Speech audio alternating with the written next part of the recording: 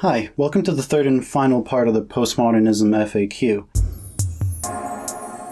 In this one, we will focus on postmodernism as a historical stage and its cultural aspects. In other words, postmodernity, or the postmodern condition. This is a common source of confusion. People don't realize that postmodernism can refer both to a kind of theoretical tendency, but also to a certain historical condition. This video is about the latter. This is a very rich topic, and it is very easy to find hundreds of examples of different aspects of postmodernity, and in this video I can only point towards them. But I do plan to eventually make a video about what characterizes postmodernity using examples from recent years. So let's start with Subroy's question here. What is the historical context behind the rise of postmodern theory? Why did it all arise in the mid-20th century? I'd like to list three main causes. Of course, more could be mentioned, but I think these are the most obvious and significant ones. 1. Decline of meta-narratives.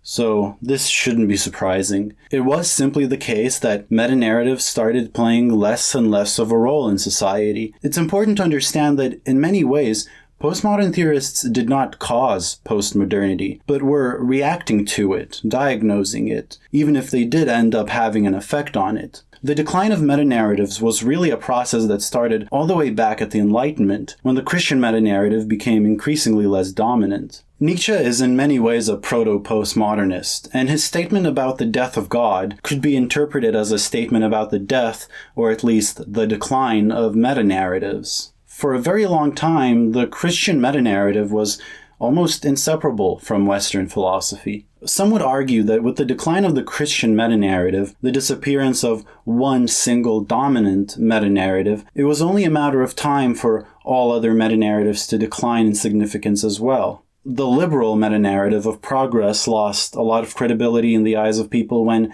that which promised linear development, freedom, and increasing peace faced the largest war in history, genocide, and the use of nuclear weapons. The Marxist meta-narrative was also declining because of the failure of revolution in the West, and the dissatisfaction a lot of people had with the form of Marxism that developed in the Soviet Union. This decline of meta-narratives naturally led philosophers to consciously develop theories that do not depend on meta-narratives, or even explicitly reject them. Now, one interesting thing about discussing postmodernity or the postmodern condition is that one can agree on all the facts about what happened, but heavily disagree on how these facts should be evaluated in terms of value judgments. In the case of the loss of meta-narratives, some postmodern theorists see this as a good thing, as liberating. We are no longer confined to a single interpretative framework or worldview, and not only is this liberating, it's more honest. On the other side, the loss of meta-narratives is seen by some in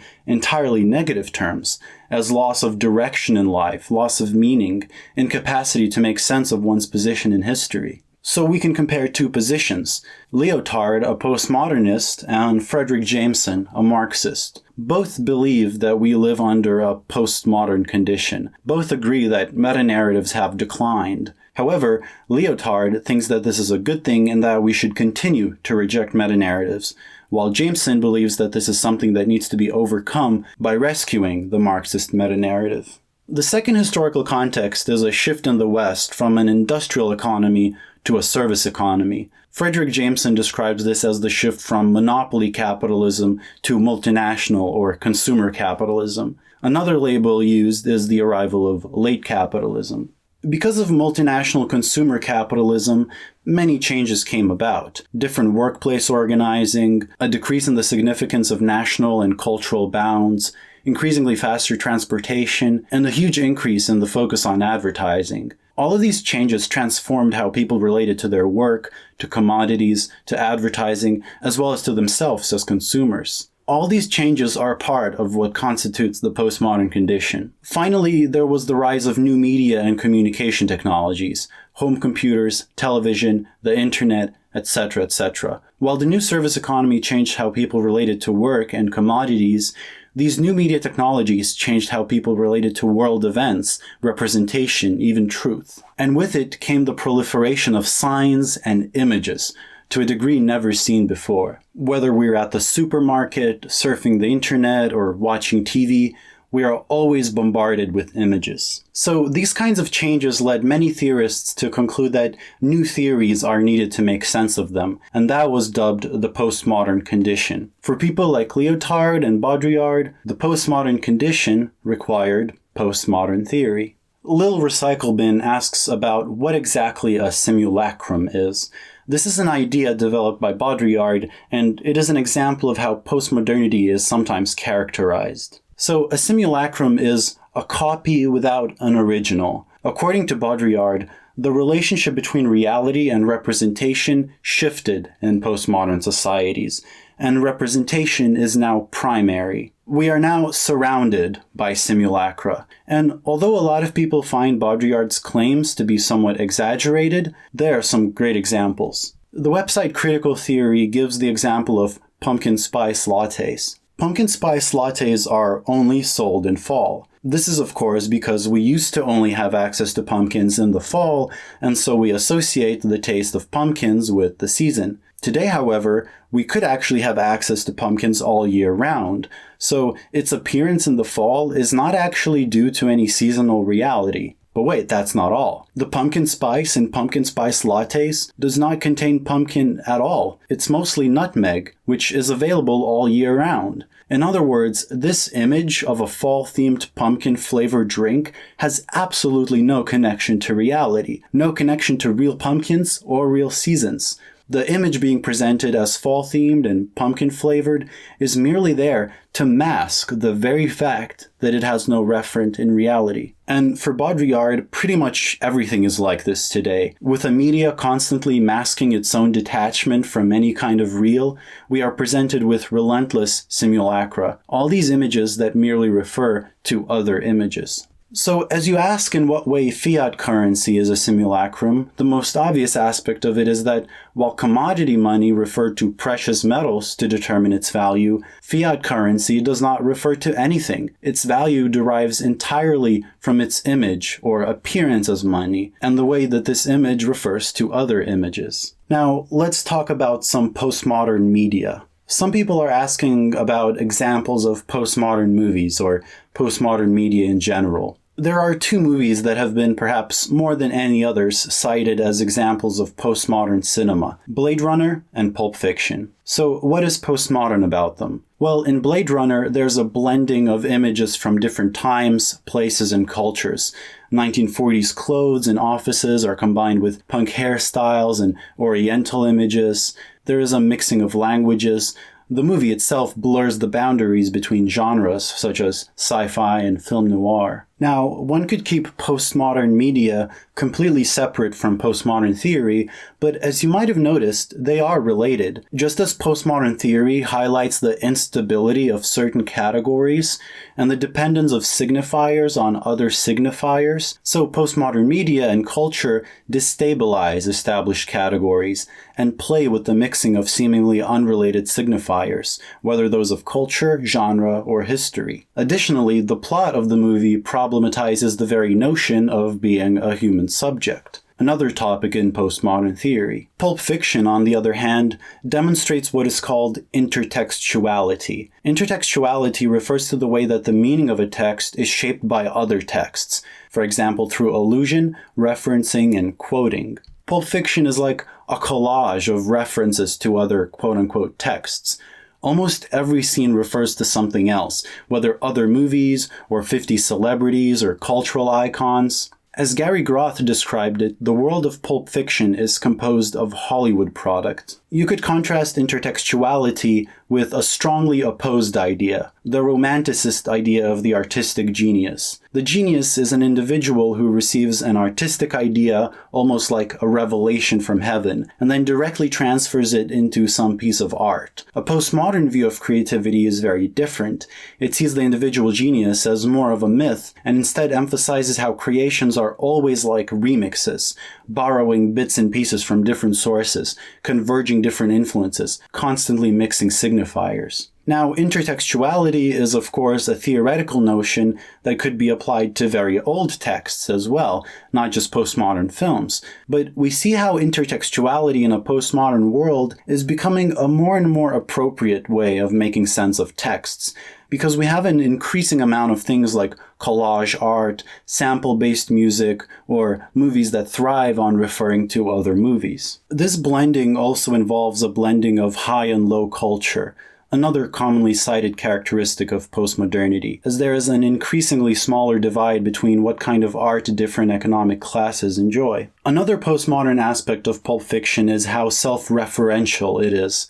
It is an action movie that, instead of referring to some real-life event or history or concept, refers to the action genre itself. It is more interested in how criminals are portrayed in action movies than in how they actually are in real life. The philosopher Umberto Eco characterized television as self-referential like this. We have TV shows about TV shows, talk shows in which people are interviewed about television, commercials that parody TV movies, etc., etc. Today, of course, there are more recent examples. It is not hard to see, for example, the way in which internet memes are self-referential. And again, this can be evaluated both positively and negatively. Some would say that this emphasis on intertextuality is more honest and liberating, that it allows us to be more cooperative in our creativity, and that it doesn't force us to hide our influences. On the other hand, some are a lot less hopeful. Fredric Jameson, for example, characterizes art and culture under postmodernism as only pastiche.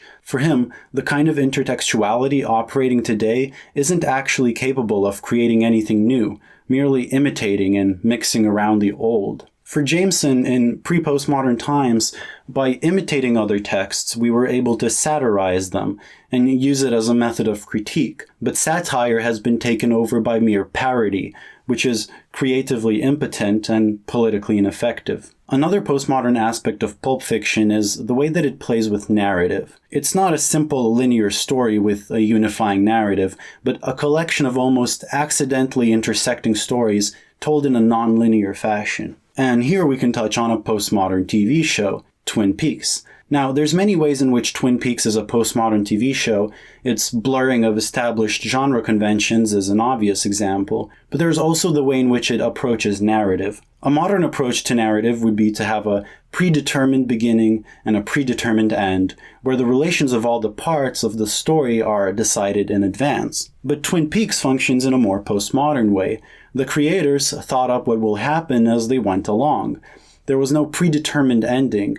It was meant to be left perpetually open. Not only that, there was no predetermined beginning. The creators would come up with things that happened in the past as they went along as well. In one scene in the prequel movie Fire Walk With Me, something that happened in the future affects the past. In other words, there is no pre-established narrative, and because there is no predetermined beginning or end, every event is open to constant reinterpretation. Now, again, we could keep this aspect of postmodern media completely separate from postmodern theory more generally, but you might have noticed that this approach to narrative is related to the postmodern approach to history. Traditional meta-narratives would conceive of a pre-established beginning and a predetermined end. For example, the Christian meta-narrative starts with the creation of the world and man's fall from grace, and it is determined in advance that this narrative will end with the second coming and salvation. But a postmodern view posits no meta-narrative, no absolute beginning or end. Even how we interpret past events can depend on what happens in the future. This, of course, touches also on hauntology, another postmodern concept that I've introduced before. Now, what about architecture? How does architecture relate to postmodern theory? It might seem that it's not related at all, but it is. First of all, there's the destabilization of categories, just like in postmodern theory and postmodern movies. Postmodern architecture no longer has a style connected to a particular place or culture or a way of life.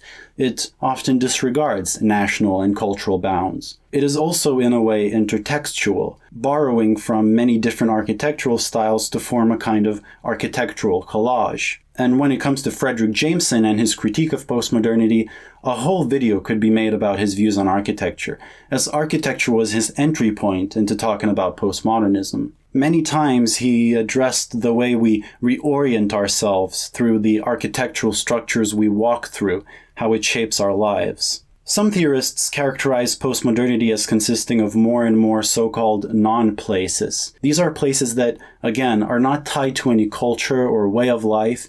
They are not even meant for people to stay in, but are mere places of transit, rest areas, airports, train stations, gas stations, places that have no cultural roots in the areas they are built on. Some go even further and talk about postmodernity's disappearance of space. This refers to how physical space becomes increasingly less significant in several ways. There's the obvious way in which transportation becomes more and more effective and moving from country to country is easier, but also the way that culture is less dependent on space. Staying in the same American small town, I can on the same street find an Italian restaurant, a Chinese restaurant, and a Mexican restaurant. And then there are chain buildings that are almost copy-pasted across areas. A Starbucks can look like the same place whether it's in the United States or Lithuania. There's a Twitter thread that I love about the postmodern hellscape that is the Cheesecake Factory. You have the mixing of styles, completely without any direction or unifying narrative, the intertextuality, but also the worst aspects of postmodernity as Baudrillard describes it. The complete lack of connection to anything real, the tankards that you drink from and the wicker baskets are all made from plastic, the decorations are all completely fake. It's all filled with cheap substitutes, a bunch of images that only refer to other images, all simulacra. Now, just as with everything else, discussions about postmodern architecture can be pretty polarizing.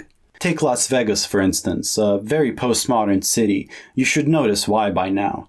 It's full of fake replicas of cultural icons, images thrown around everywhere with no unifying plan. Some find this charming. The architect Robert Venturi saw Las Vegas as an ideal. This kind of proliferation of images was seen by him as kind of a force of democracy, with no outside authority dictating what should be placed where. And he also saw it as a kind of resistance to elitism, embracing simple pleasures and a casual kind of individualism. And someone more on the Fredric Jameson side would say that it's just pastiche, a bunch of images thrown together into an eyesore with no soul, no meaning, no direction, no value. And not liberating either, but in fact being the mechanisms of capital authoritatively asserting themselves into every conceivable aspect of culture. Which position is right, I'll leave to you to decide. In fact, I don't usually do this, but I'd be interested in hearing your opinion in the comments. With regards to these different aspects of postmodernity, do you find such developments positive or negative? Do you think we should embrace the postmodern condition, even push it further, or should we try to overcome it? Now, the video is getting kinda long, so I'll stop there. This has been the final part of my postmodernism FAQ. I know that chances are that you still have loads of questions relating to postmodernism. That's okay, I do too. The point of this FAQ was not to give you a full education on the topic, but to clear up some confusion and push back against the all too common slander and hostility people have against postmodernism or postmodern theory. So I encourage you to follow up on some of the readings I have recommended throughout, research, ask questions in the comments, and stick around. The only way to really do justice to postmodern theory is to consider each theorist or idea individually, and I will be doing that in future videos. I hope this has been somewhat helpful. Finally, I'd like to thank my Patreon supporters. Chinese with Socialist Characteristics, Neo-Reactionary, M. Lim, E.V. Rosk, Ewix, Sergio Gomez del Real, Julian 2, Clark Fletcher, Spaghettisburg, Eric Goldman, Mark Kalpox, Todd Nett, A Pronounceable Name, Tendies123, Dasan, Daniel Grimmer, Quantum Computation, Eric Coronado, Trevor Stevenson, Kelly Rankin, Mani Hamidi, Lucy Pearson, and everyone else. I appreciate you greatly. We'll see each other next time in 2019. On the occasion of the new year, my next video will be on my favorite books that I've read in 2018. After that, I'll finally return to my regular kind of videos. If you support me on Patreon, you'll get to vote for the next video topic. You will also have access to reading notes intended to be helpful that I write for each video. It's been a great year for Cuck Philosophy. Thank you.